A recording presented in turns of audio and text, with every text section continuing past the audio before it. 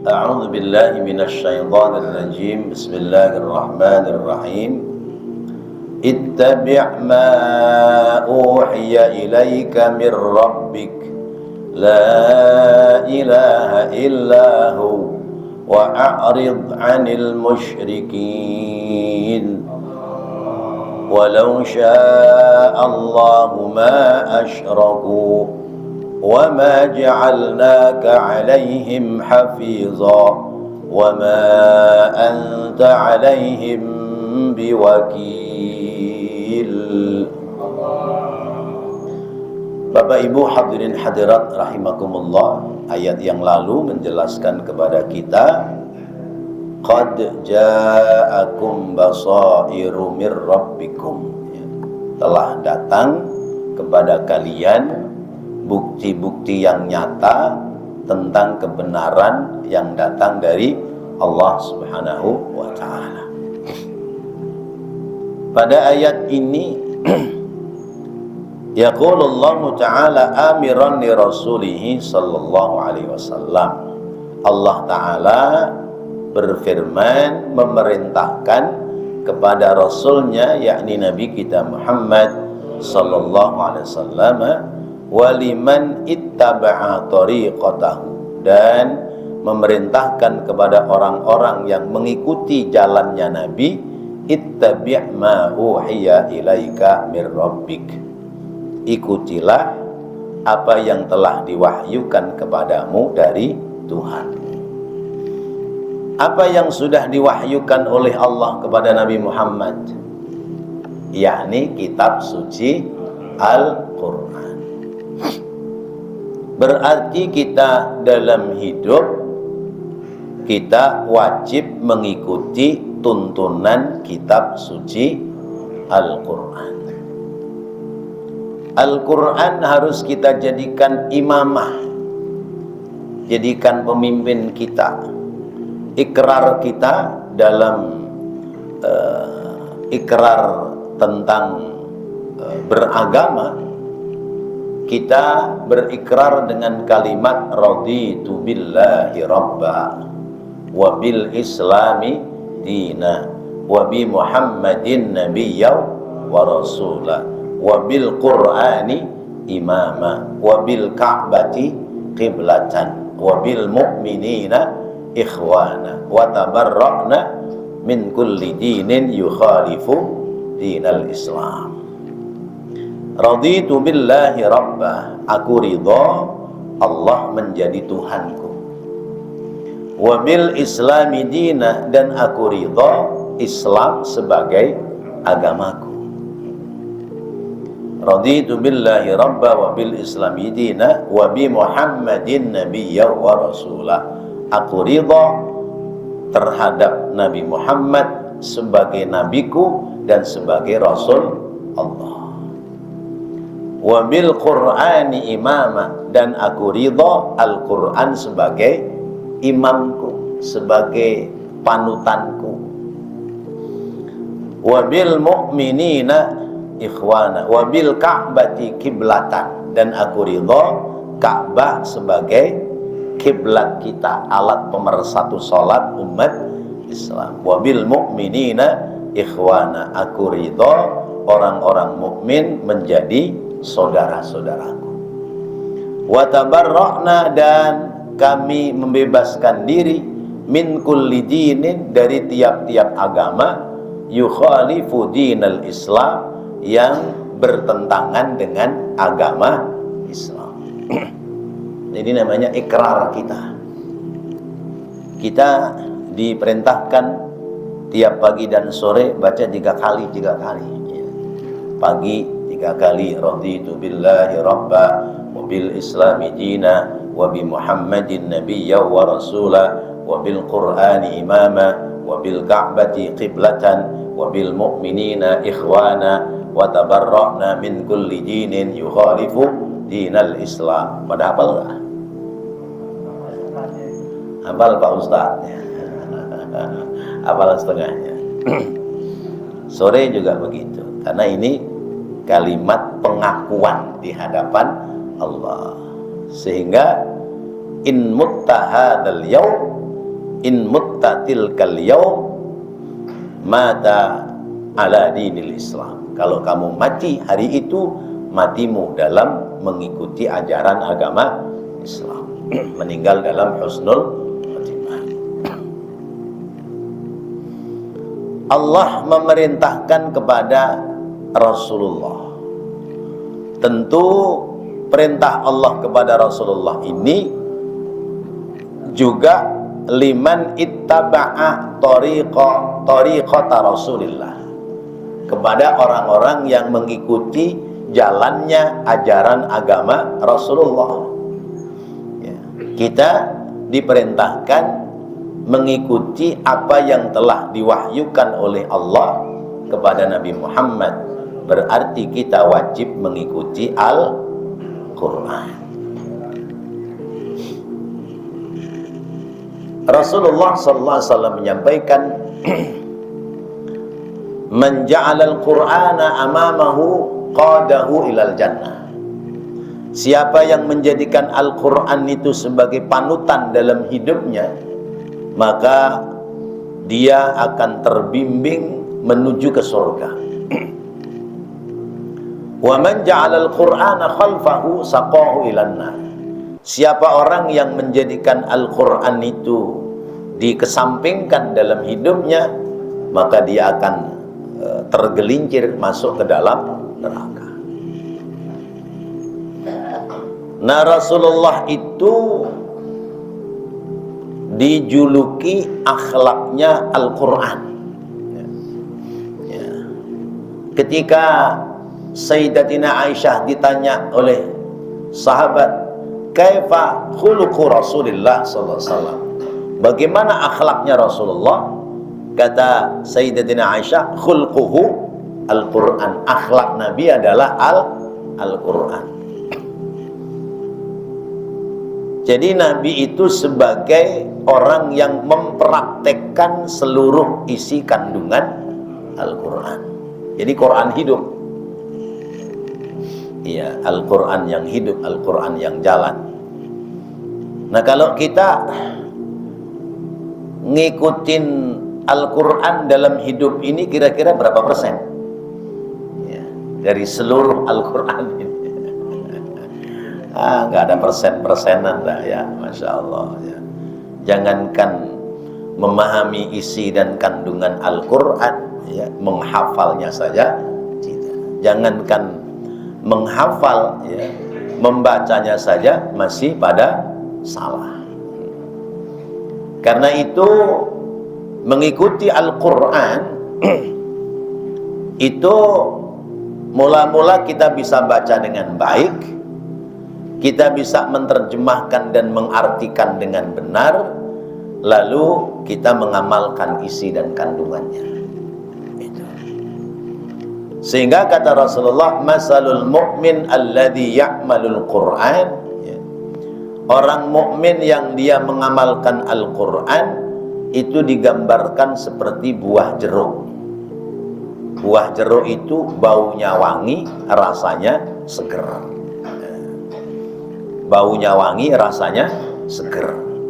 Itu orang mukmin yang bisa baca Al-Quran dan mengerti isi kandungan Al-Quran.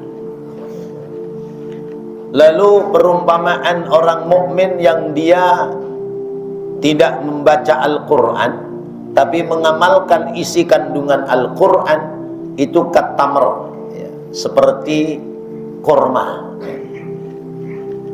Ta'muha thayyib wala rihalaha. Rasanya enak tapi nggak ada baunya. Kurma ada baunya nggak? Nggak ada bau-baunya ya. Tapi ya manis, ya, enak itu. Nah, apa bisa orang nggak pandai baca Al-Quran tapi mengamalkan isi Al-Quran? Bisa kalau pada ngaji ya. Kalau pada ngaji diterangin sama guru, ngerti isinya Al-Quran, mengamalkan isi Al-Quran.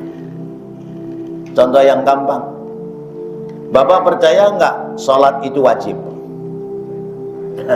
Percaya nggak sholat itu wajib? Ayatnya di sebelah mana? Ayat yang memerintahkan bahwa sholat itu wajib mana? Nggak tahu. tapi yakin dan percaya bahwa sholat adalah wajib. Berarti Bapak mengamalkan isi Al-Quran sekalipun tidak tahu ayat Al-Quran yang dimaksud. Nah, itu seperti korma, ya. Wa masalul munafiq alladhi yaqra'ul Qur'an wa la ya'malu bihi. Perumpamaan orang munafik yang dia itu membaca Al-Quran tapi tidak mengamalkan, bacanya pinter tapi tidak mengamalkan isi Al-Quran, itu seperti buah, baunya wangi tapi rasanya pahit, rihuha tayyib wa ta'muha murrun. Buah apa itu kira-kira? Pace. Iya, pace itu ada wangi-wanginya tapi rasanya pahit. Nah, boleh buat contoh.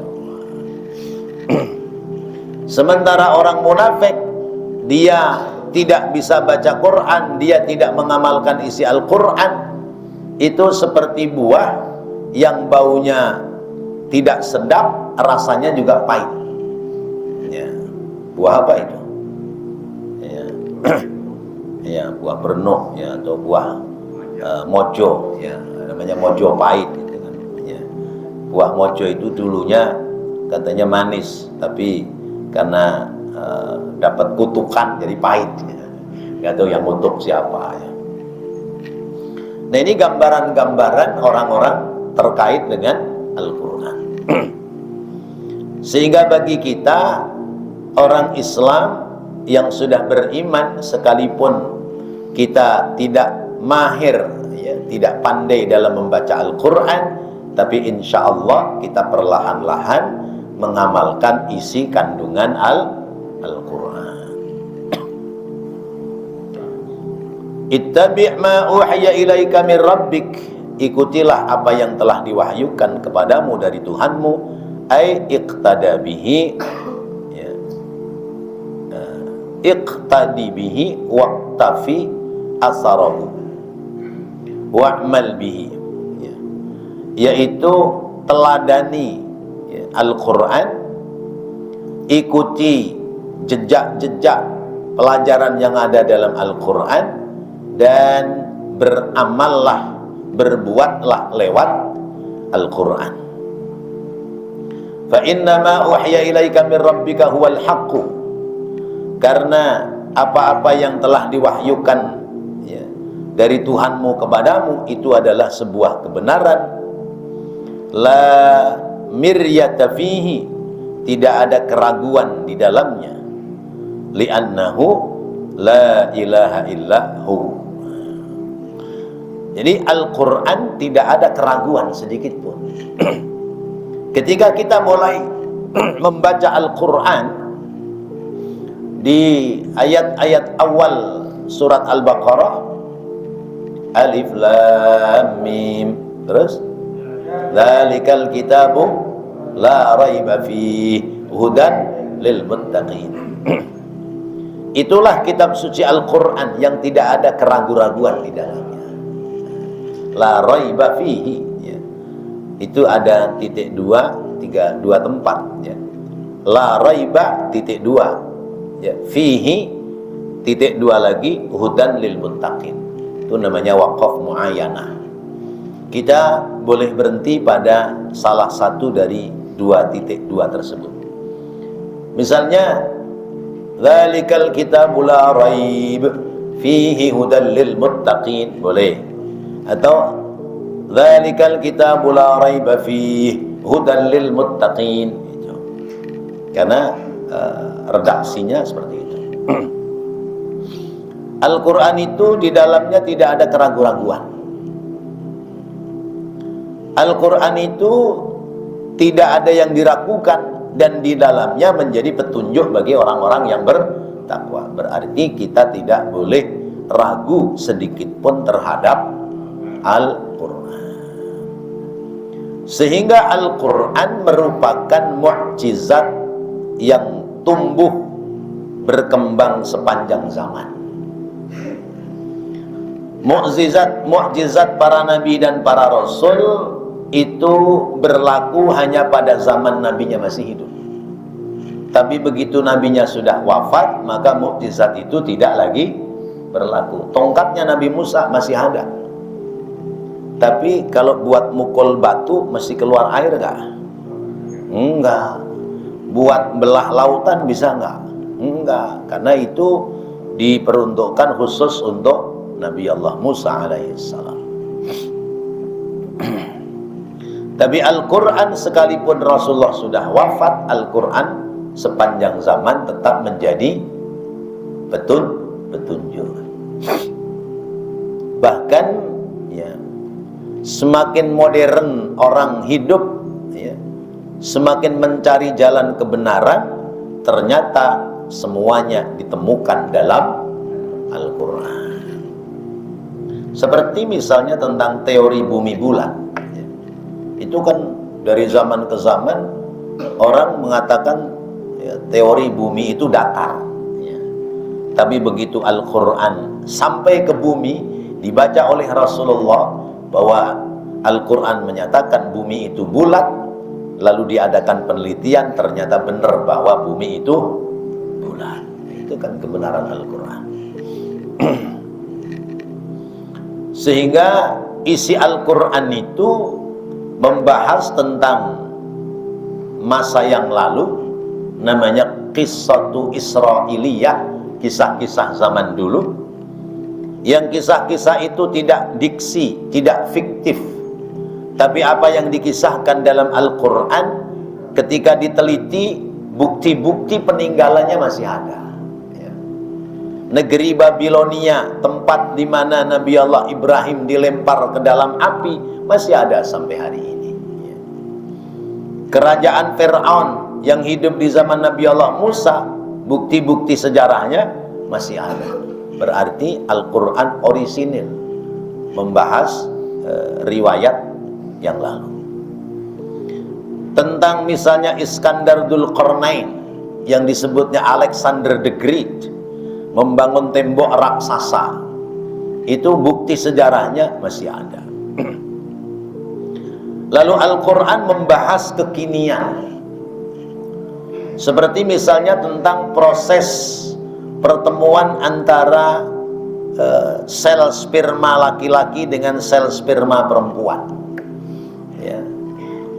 Bertemunya air mani laki-laki dan air mani perempuan berproses ya. Ilmu-ilmu medis zaman dulu tidak bisa memecahkan, tapi Al-Quran menyebutkan ya, bahwa pertama adalah nutfah, yang kedua mudghah, kemudian yang ketiga lahmah wa idhamah. Itu Quran. Mula-mula sperma menempel di dinding rahim, ketika menempel menjadi mudghah, menjadi benda yang mulai mengeras, yang nempel di dinding rahim, orang menyebutnya segumpal darah. Kemudian lama-lama jadi daging, lama-lama dagingnya sempurna, jadilah bayi manusia. Ketika Al-Quran membahas seperti itu, diteliti oleh orang-orang zaman sekarang, ternyata benar sesuai dengan berita yang ada dalam Al-Quran. Namanya berita kekinian. Kemudian Al-Quran membahas tentang masa yang akan datang. Masa yang akan datang bagi orang yang masih hidup berarti ada alam kubur ya, ada alam akhirat ya, dibahas oleh Al-Quran. Karena pembahasan masa depan, maka tidak ada yang bisa mengadakan penelitian ya. Nikmat kubur, siksa kubur bisa nggak diteliti? Telitinya bagaimana? Mati sih baru ngerasain ya. Surga dan neraka nggak bisa. Mau membentuk tim penelitian tentang surga dan neraka ada apa enggak? Ya nggak bisa. Sekarang ini banyak orang bikin konten-konten gila. Ada konten saya lihat di YouTube, orang bikin konten hari pertama masuk neraka. Jadi rupanya itu kolam renang itu dibuat dalam shockingan itu, airnya menjadi seperti api yang meluap-luap, padahal itu air ya. Lalu orang jebur, wah ternyata masuk di neraka itu enak katanya. Na'udzubillahi min dzalik. Itu sudah penghinaan pada kebenaran agama. Iya, bahasa kita, lu boleh begitu bercanda-bercanda masih hidup, ntar lu mati masuk neraka beneran. Masya Allah.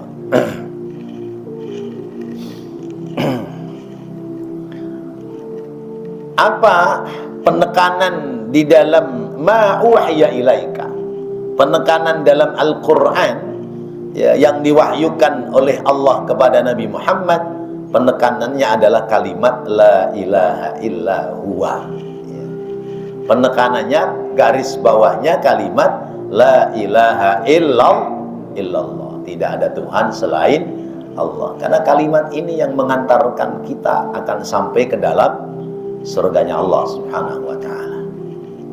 Kata Rasulullah, man kana fi akhiri kalamihi la ilaha illallah dakhalal jannah. Siapa orang yang akhir kalimatnya mengucap la ilaha illallah, pasti akan masuk ke dalam surga. Orang luar Islam ya, umurnya sudah 60 tahun, 70 tahun, dia masuk Islam. Baru masuk Islam 1 jam 2 jam dia mati, dia meninggal dunia. Bagaimana itu? Surga apa neraka? Surga. Padahal belum ada kebaikannya. Iya, belum sholat, belum apa. Cuman ya ke belakangnya ditutup dengan kalimat la ilaha illallah Muhammadur Rasulullah, masuk surga. Nah, orang sepanjang hidup tidak mengucapkan la ilaha illallah saja, ketika kemudian mengucap la ilaha illallah lalu dia mati, bisa sampai ke dalam surga. Masa iya kita yang setiap hari berapa kali Pak kita mengucap kalimat asyhadu an la ilaha illallah wa asyhadu anna Muhammadar Rasulullah, berapa kali? Ayo hitung. Subuh sekali ya, zuhur 2 kali, asar 2 kali, maghrib 2 kali, isya 2 kali ya. Ya, berapa tuh? 9 kali ya. Itu di sholat fardunya, belum di sholat sunahnya ya. Belum kalau menyaksikan akad nikah. Kalau akad nikah kan begitu istighfar mengucap kalimat syahadah. Iya kan ya. Masa iya kita yang sudah banyak melafalkan kalimat asyhadu an la ilaha illallah wa asyhadu anna Muhammadar Rasul, masa iya nggak sampai ke dalam surga?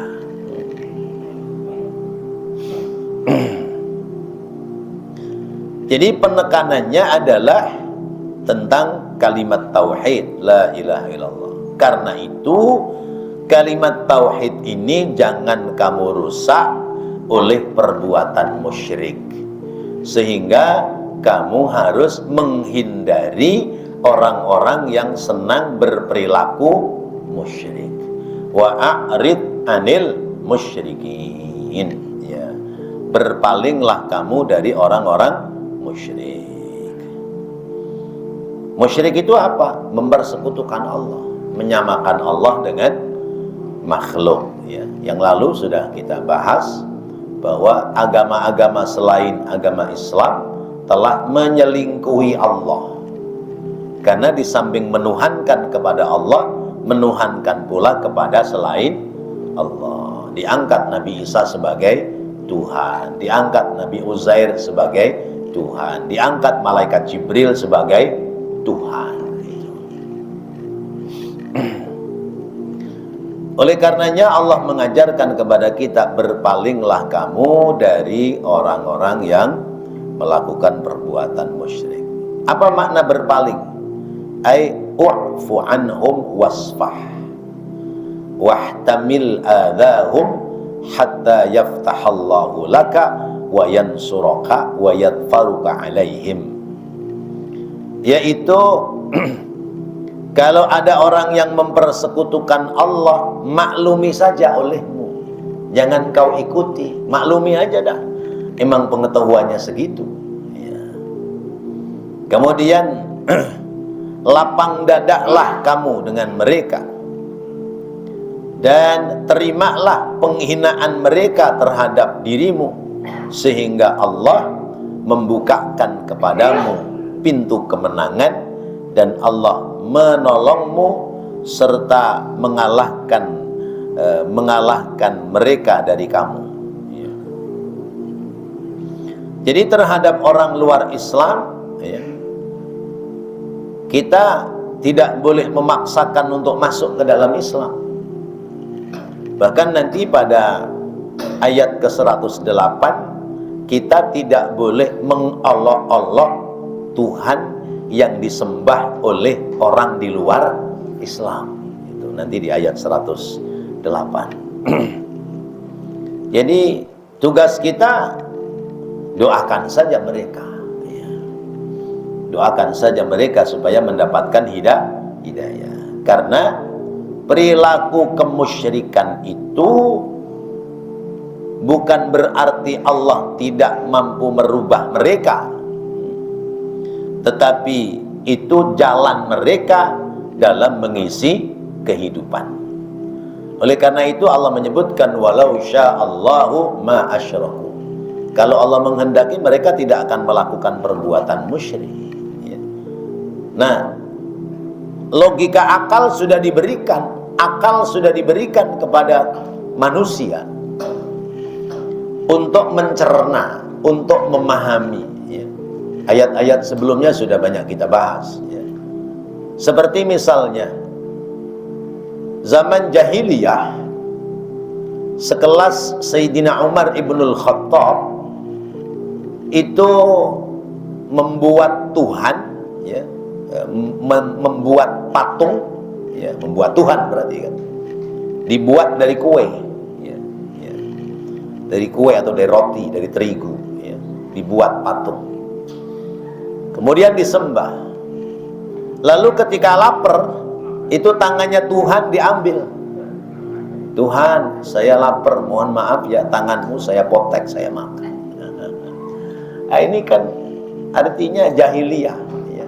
Cara berpikirnya tidak sempurna, ya. Orang memahat batu, batu dipahat, dibuat bentuk seperti patung, lalu ditempatkan di tempat yang terhormat, kemudian dibuatkan sesajian, lalu berdoa meminta kepada patung yang dia buat. Maka kata Nabi Allah Ibrahim, ketika patung-patungnya Namrus itu dihancurkan oleh Nabi Allah Ibrahim, kata Nabi Ibrahim, kabiruhum hada, lihat tuh yang paling gede, manggul kampak. Ya, marah kali dia karena sesajiannya kurang banyak. Nah, akhirnya ketika mereka menjawab, gila kamu, emang bisa tuh patung-patung meminta tambahan sesajian? Kata Nabi Ibrahim, lah itu kamu tahu bahwa patung gak bisa apa-apa. Lalu orang-orang pada bergumam, iya juga sih ya, bener kata Ibrahim. Nah, tetapi karena itu sudah menjadi sebuah keyakinan, tetap saja kemudian Nabi Allah Ibrahim dihukum dengan dibakar. Nah, itu contoh. Jadi Allah memberikan bimbingan kepada kita, ya. Lahir kita sudah diberikan bekal akal. Akal ini akan mampu memaknai mana yang benar, mana yang salah, sekalipun belum ada sentuhan agama. Pernah saya contohkan, misalnya orang ngangon kambing, ya, di satu tempat, kambing itu keluar dari kebunnya, lalu kemudian berpindah ke kebun orang lain, makan tanaman orang lain. Apa yang dilakukan oleh tukang ngangon kambing? Dikejar kambingnya, ditarik kupingnya, mungkin ditambok mulutnya, ditarik kembali ke kebunnya. Artinya apa? Dia tahu bahwa kambing telah melakukan kesalahan. Yang ngajarin siapa? Yang ngajarin akal. Akalnya ngajarin, sudah tahu mana yang benar, mana yang tidak benar. Lalu kemudian karena akal kadang-kadang tertipu, kemudian Allah memberikan bekal bimbingan berupa agama. Jadi kalau Allah menghendaki manusia ini tidak melakukan perbuatan musyrik, bisa. Ya, tapi apa perlunya Allah menciptakan surga dan neraka kalau manusia semuanya dijadikan orang-orang baik? Walau sya'allahu la ja'alakum ummatan wahidah. Kalau Allah menghendaki manusia ini dijadikan satu umat yang satu, menyembah Allah semua, menjadi orang Islam semua, nggak bisa. Ya, nggak seperti itu. Walakin ikhtalafu, tapi ya, kalian itu berbeda-beda. Kita di Indonesia saja dalam hal beragama itu diberikan kelonggaran. Ada berapa agama? 5 apa 6? Ya, ada 6 tambahan Konghucu. Ya.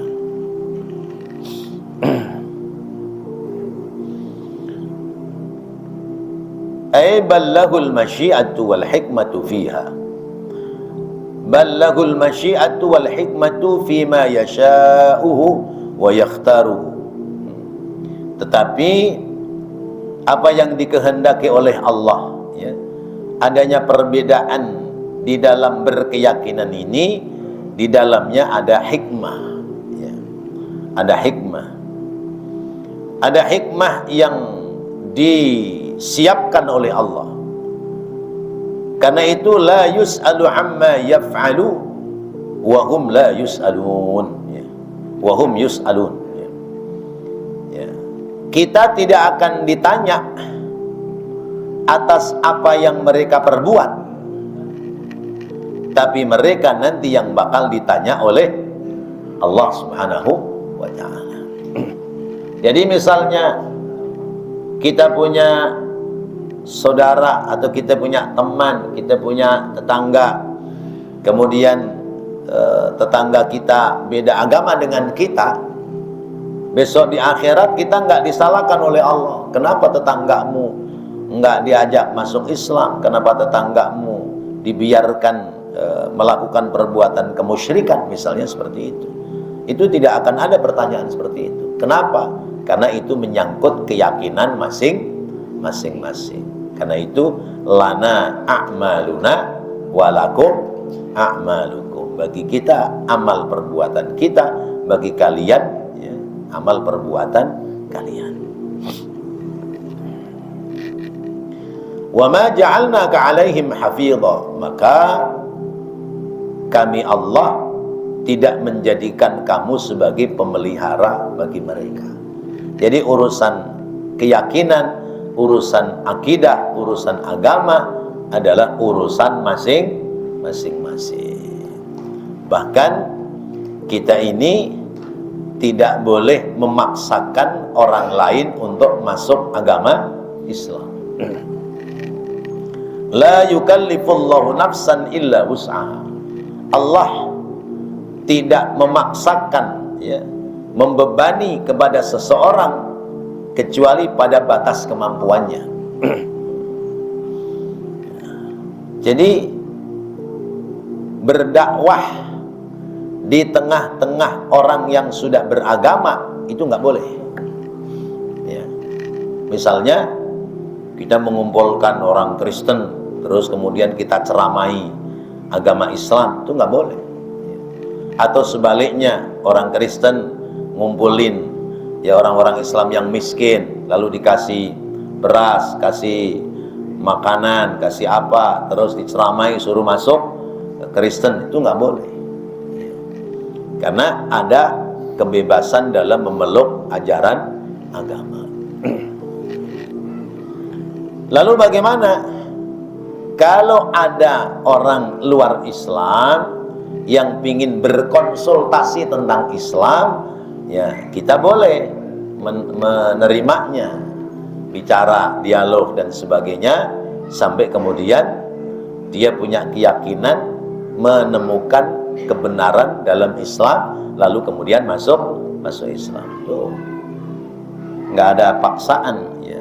La ikraha fid din, tidak ada paksaan dalam orang memeluk ajaran agama. Wa ma ja'alnaka 'alaihim hafidha, ya. Ai hafidhan tahfadhu aqwalahum wa a'malahum. Kamu, ya, tidak ada tugas memelihara tentang perilaku mereka dan ucapan mereka, karena bukan bukan wilayah kita, ya. Bukan wilayah kita. Misalnya ada di satu tempat orang yang agamanya beda dengan kita, lalu kemudian mereka mengadakan ritual keyakinan sesuai dengan agama mereka, kita tidak boleh merusaknya, ya. Kan tempo hari pernah ada itu di daerah mana, ya, orang-orang yang memiliki komunitas satu agama, mereka mengadakan persembahan, mengadakan sesajian, lalu kemudian datang orang Islam itu ditendang-tendangin, ya, ya, karena dikatakan musyrik dan sebagainya.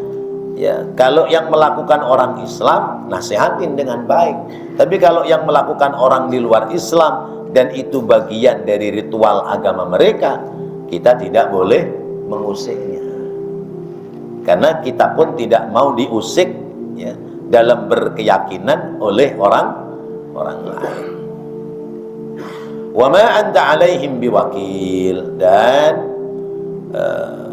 kamu wahai Nabi, dan kamu wahai orang-orang yang mengikuti Nabi, yakni kita umat Islam, itu tidak punya tugas untuk memelihara terhadap mereka, terutama dalam hal masalah keyakinan dalam beragama. Ai muwakkalun ala arzaqihim wa umurihim, ya.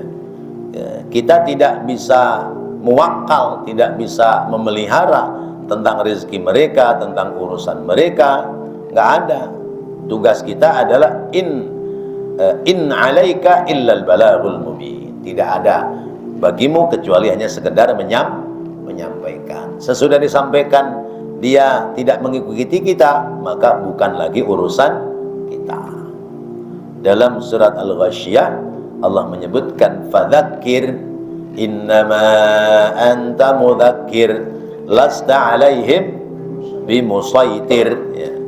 Fadzakir, maka berikan peringatan. Innama anta mudzakir, karena sesungguhnya kamu hanya, ya, ditugasi untuk memberikan peringatan. Lasta 'alaihim bimusaitir, ya, tidak ada bagimu untuk menguasai mereka, ya. Wa qala innama 'alaikal balagh wa 'alainal hisab, ya. Dan di ayat yang lain Allah menyebutkan sesungguhnya tugasmu hanya menyampaikan, nanti yang menghisab, yang memberikan perhitungan ada pahala dan siksa hanyalah Allah Subhanahu wa ta'ala. Nah, Bapak-bapak, Ibu, hadirin hadirat rahimakumullah, ayat ini berarti ayat berkaitan dengan tauhid, berkaitan dengan mengesahkan Allah Subhanahu wa ta'ala. Urusan orang lain beragama apa, menyembah kepada siapa, bukan lagi tugas kita. Tugas kita adalah membentengi diri kita, membentengi keluarga kita dari perilaku perbuatan musyrik. Wallahu a'lam bissawab. Mudah-mudahan menjadi ilmu yang bermanfaat. Amin ya Allah ya Rabbal alamin. Rabbana taqabbal minna innaka antas sami'ul alim wa tub alaina innaka